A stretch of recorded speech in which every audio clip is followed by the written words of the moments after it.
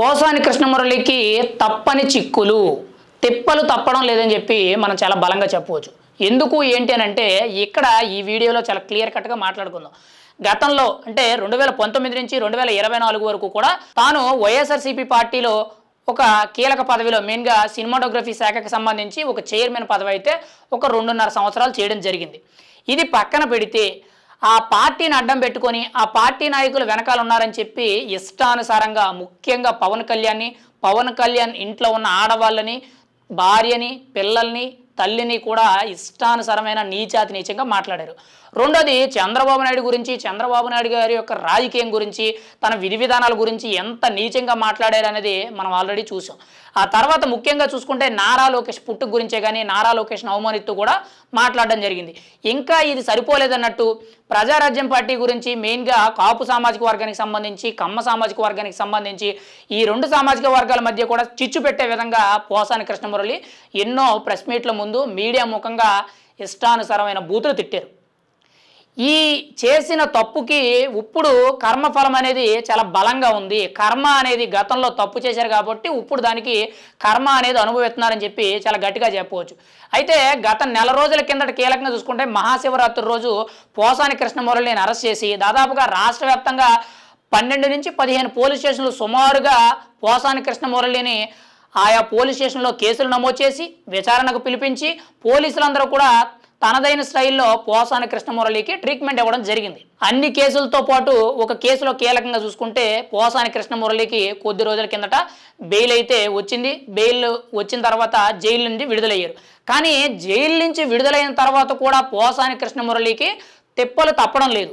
ఎందుకు అనంటే ఇక్కడ బెయిల్ ఏదైతే వచ్చిందో ఆ బెయిల్ కేవలం తాత్కాలికంగా మాత్రమే. ఆ బెయిల్ ఇచ్చింది అని పేరుకి మాత్రమే, కానీ అందులో చాలా నియమ నిబంధనలు పెట్టడం జరిగింది. ముఖ్యంగా చూసుకుంటే పోసాని కృష్ణమురళి అనే వ్యక్తి కీలకంగా గతంలో ఏవైతే చంద్రబాబు నాయుడునే కానీ రాజకీయ నాయకుల గురించి, కులాల గురించి ఏవైతే దుర్భాషలు ఆడాడో ఇప్పుడు అదే విధంగా మీడియా ముఖంగా వచ్చి ఎవరిని కూడా ఒక మాట అనడానికి ప్రసక్తే లేదు.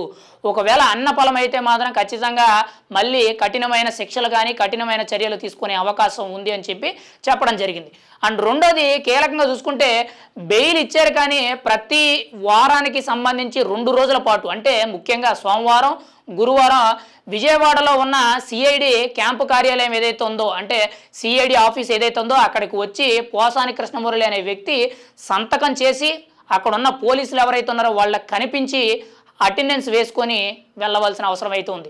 తాజాగా ఈరోజు కూడా ఆయన రావడం అయితే జరిగింది, సంతకం పెట్టడం జరిగింది, తిరిగి వెళ్ళడం జరిగింది. ఇలా వారానికి 2 రోజుల పాటు హైదరాబాద్ నుంచి విజయవాడ వచ్చి అక్కడ సిఐడి కార్యాలయంలో సంతకం పెట్టి ఆ పోలీసులకు కనిపించి వెళ్ళవలసిన అవసరం ఉంది అని చెప్పి కోర్టు నిబంధనల మీద బెయిల్ మంజూరు చేయడం జరిగింది. ఇంకా అంతేకాకుండా మెయిన్గా మూడోది చూసుకుంటే ముఖ్యంగా పాస్పోర్ట్ సీజ్ చేయడం కూడా జరిగిందనేటట్టు కొంత సమాచారం అయితే వినిపిస్తుంది. అంటే ఒకవేళ బెయిల్ మంజూరైంది కాబట్టి పోసాని కృష్ణమురళి పక్క రాష్ట్రాలకో పక్క దేశాలకో పారిపోదాం, లేదంటే ఎక్కడో తలదాచుకుందాం, ఇక్కడ ఆంధ్రప్రదేశ్లో మనం ఉండొద్దని చెప్పి ఏవైనా ఒక రకమైన ఆలోచనలు వచ్చినట్టయితే వాటిని కూడా కోర్టు ముందుగానే గ్రహించి పాస్పోర్ట్ సీజ్ చేస్తున్నట్టు కొంత సమాచారం అయితే వినిపిస్తుంది.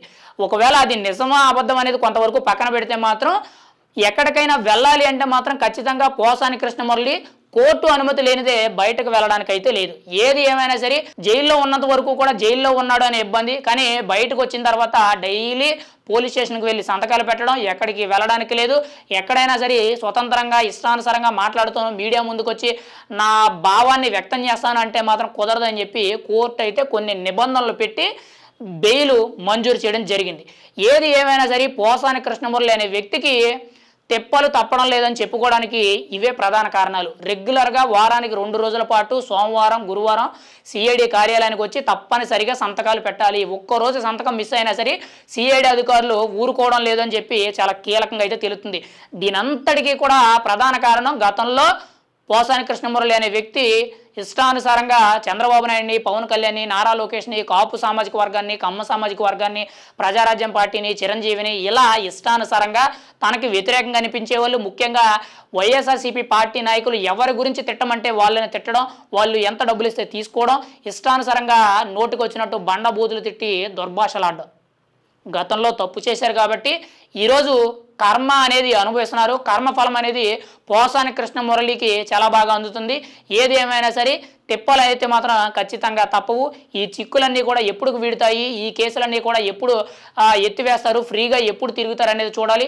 ఏదేమైనా సరే గతంతో పోల్చుకుంటే పోసాని కృష్ణమురళి మాత్రం ఇంకా రాజకీయాలకే కానీ సినిమా ఇండస్ట్రీకే కానీ 100కి 100 పాళ్ళు కూడా దూరం అయిపోయాడని మనం అయితే చెప్పుకోవచ్చు.